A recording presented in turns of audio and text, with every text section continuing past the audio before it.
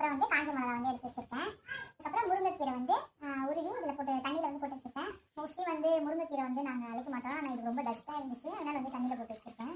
ஃப்ரெஷ்ஷாக இருக்கும் மழை காலத்துலலாம். இப்போ ரொம்ப கொஞ்சம் டஸ்ட்டாக பூச்சியாக இருந்துச்சு, அது வந்து உருவி வச்சிருக்கேன். இது வந்து கேழ்வரகு மாவு. சட்டி வந்து சூடாயிடுச்சு. இப்போ வந்து தேவையான அளவு வந்து எண்ணெய் வந்து விட்டுக்கலாம். இப்போ வந்து எண்ணெய் காஞ்சிடுச்சு, கடுகு வந்து போட்டுக்கலாம்.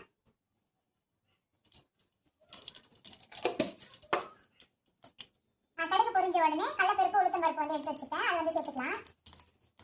இந்த கடலைப்பருப்பு உளுத்தம்பருப்பு வந்து அந்த அடையோட சேர்த்து நல்லா கடக்கு முறுக்குன்னு இருக்கும் சாப்பிட்றதுக்கு. அப்புறம் காஞ்ச மிளகாய் வந்து போட்டுக்கலாம்.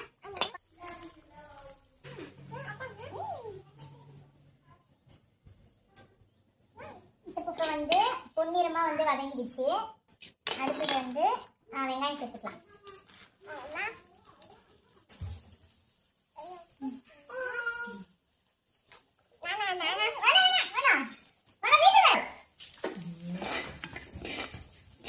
வந்து கொஞ்சமா சால்ட் போட்டுக்கலாம். அப்புறம் மாவு வந்து ஒன்னா சேர்த்து கட்டிக்கிறப்போ கொஞ்சமா சால்ட் போட்டுக்கலாம். கீரை ஆட் பண்ணிக்கலாம்.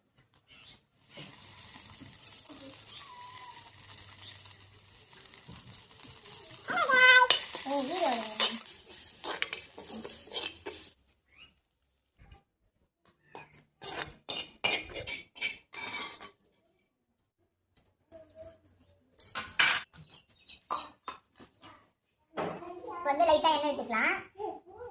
வந்து இந்த அளவுக்கு மாவு எடுத்து இப்படி பண்ணி விட்டுக்கலாம். அம்மா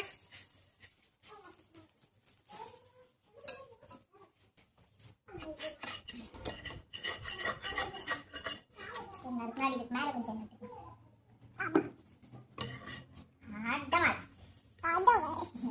சுகருக்கு கூட நல்லது, ஆனால் நைட் டைம்ல வந்து சாப்பிடாதீங்க, கொஞ்சம் ஈவினிங் டைம்ல சாப்பிட்டுக்கலாம்.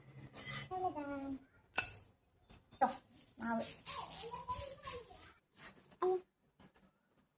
எப்படி இருக்குன்னு சாப்பிட்டு பார்க்கலாம். நல்லா தான் இருக்கும்.